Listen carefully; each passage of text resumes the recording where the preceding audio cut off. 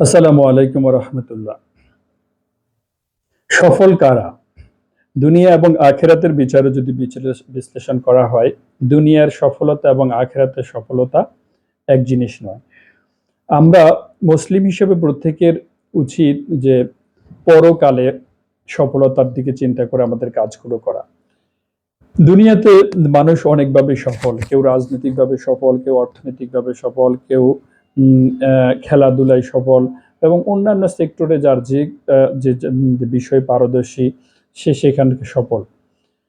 যেমন রাজনৈতিক দিক দিয়ে যদি সফলতার কথা দিক দিয়ে করা হয় বা ক্ষমতার দিক দিয়ে যদি সফলতার দিক বিবেচনা করা হয়, বিশ্বের বর্তমান মহাপরাক্রমশালী দেশগুলা, আমেরিকার প্রেসিডেন্ট জো বাইডেন, রাশিয়ার প্রেসিডেন্ট ভ্লাদিমির পুতিন, কিংবা বাংলাদেশের প্রধানমন্ত্রী শেখ হাসিনা, ওনাদের রাজনীতি ক্ষেত্রে সব ক্ষমতার দিক দিয়ে সফলতার অনেক দৃষ্টান্ত স্থাপন করেছেন।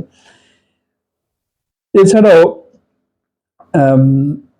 কোরিয়ার প্রেসিডেন্ট আছেন, অন্যান্য যেসব রাজনৈতিক নেতারা আছেন, তারা রাজনৈতিক দিয়ে ক্ষমতার দিক দিয়ে সফল, অনেকে অর্থনৈতিক দিক দিয়ে সফল। বিশ্বের বহু শিল্পপতি আছে যারা হাজার কোটি টাকার মালিক, এমন ব্যক্তিও আছেন যারা অর্থের দিক দিয়ে কত কোটি টাকার মালিক তারা নিজেরাও হয়তো জানেন না, তারা অর্থের দিক দিয়ে সফল। আবার অনেকে আমরা খেলাধুলায় সফলতা লাভ করি, খেলাধুলায় আমরা মেসি, নেইমার, ক্রিকেটে সাকিব আল হাসান, কিংবা মহেন্দ্র সিং ধোনি, এরকম অনেক বড় বড় খেলোয়াড় আছে যারা খেলাধুলায় সফলতা লাভ করেছেন।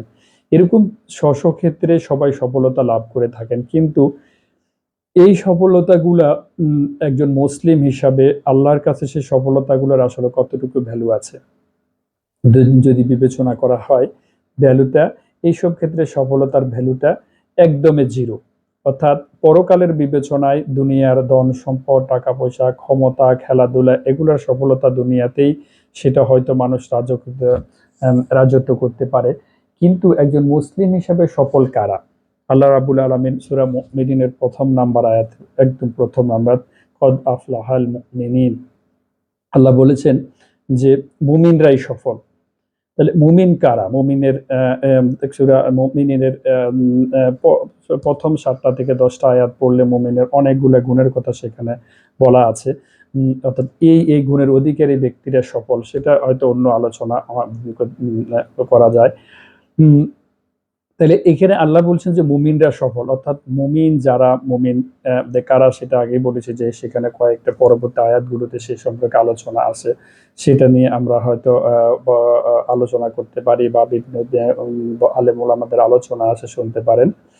এছাড়া সূরা হাসরের 20 নম্বর আয়াতে আল্লাহ রাব্বুল আলামিন বলেছেন লা ইয়াস্তাঈ আসহাবুন নার আসহাবুল জান্নাহ আসহাবুল জান্নাতি হুমুল ফাইজুন।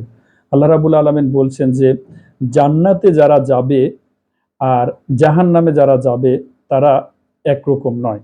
আল্লাহ বলছেন আসহাবুল জান্নাতি হুমুল ফাইজুন, অর্থাৎ জান্নাতে যারা যাবে তারাই সফল। জান্নাতে কারা যাবে এই আলোচনা করতে গেলে আমরা বুঝি জান্নাতে কারা যাবে, যারা এক কথায় বলতে গেলে যারা আল্লাহর আদেশ নিষেধগুলো মেনে চলবে তারাই জান্নাতে যাবে। এবং আল্লাহর আদেশ কি, আল্লাহর নিষেধ কি, হিউজ আলোচনা করা যাবে। সেটা আমরা একজন মুসলিম হিসাবে অবশ্যই জানি যে কারা জান্নাতে যাবে, কি করলে জান্নাতে যাওয়া যাবে, কি করলে জাহান্নামের আগুন থেকে রক্ষা পাওয়া যাবে। আমরা সেই আখিরাতের সফলতার কথা চিন্তা করে প্রত্যেকটি কাজ করব যেন আমরা পরকালে সফলতা অর্জন করতে পারি এবং জাহান্নামের আগুন থেকে বাঁচতে পারি। দুনিয়ার সফলতাটাকে যেন আমরা মুখ্য হিসেবে না ভেবে আখিরাতের বা পরকালের সফলতাটাকেই আমরা সফলতা হিসেবে গণ্য করি, যেন সেটাই হবে আল্লাহর কাছে প্রধান সফলতার চাবিকাঠি। আসসালামু আলাইকুম রাহমাতুল্লাহি ওয়া বারাকাতুহু।